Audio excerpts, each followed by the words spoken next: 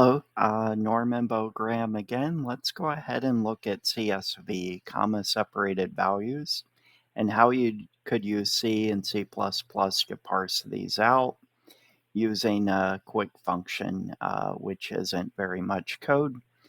This is an old technique. It came from Dr. Dobbs' magazine probably back in the 90s. Basically, and I believe they called it popstring, and it's one of those functions that just sticks with you forever once you see it and the technique, and once you see how it works. So in this test program with main and popstring here, I'm processing two strings. The first one is 1, 2, 3. Second one is ABC. And then I'm printing out each field, 1, 2, 3, A, B, C. And you'll see that it doesn't take out the leading spaces or anything like that. It just prints what it finds. This is really trivial. Again, this is what you need to process your config files and stuff like that. So let's go ahead and look at main.c and popstring.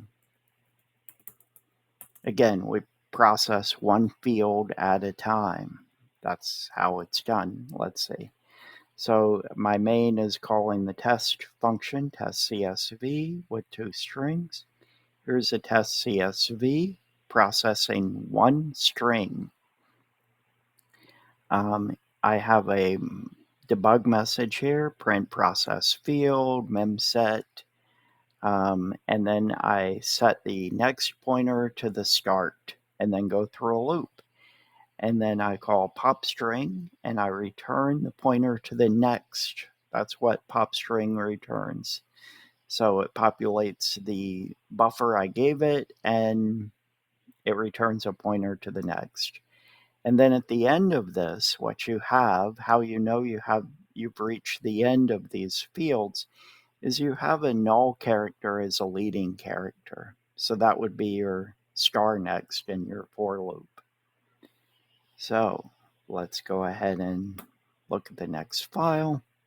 So here's popstring. Of course, there's a destination, a link, the source, and it'll go through and loop through looking at the characters. And then when it finds a comma, it's going to know that it's reached the next field. If it hits a null character, it's reached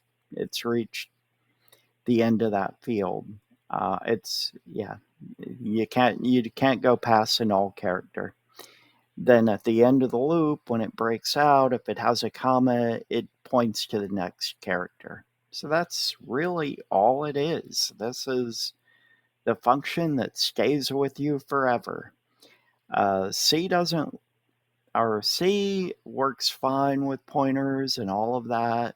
Maybe some of your scan tools don't like pointers. So you can actually take a modified approach, and you may want to actually take an approach with C++. So where we can use instead of using character pointers, we can use the string, and then return and get offsets. So then we're getting offsets. That's about it. Same general loop. If you find a comma, that's a situation where we've processed past a field.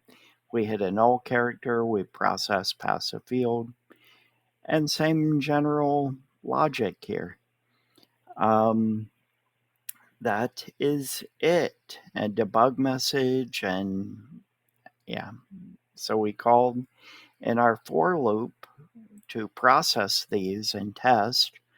We kept going until the next position in our string was a null character. So instead of keeping a pointer, we kept an offset. That's about it. And then we'd keep track of the old offset so we can print it out in our debug after we get the length. That's about it. So then 1, 2, 3, apple, orange, cherry, star. That's our fruit. Let's go ahead and see what we got here. Let's compile it and run it.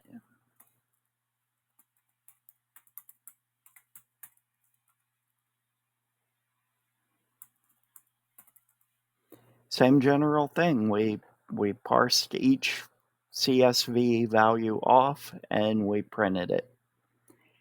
All right. Good luck. Happy coding.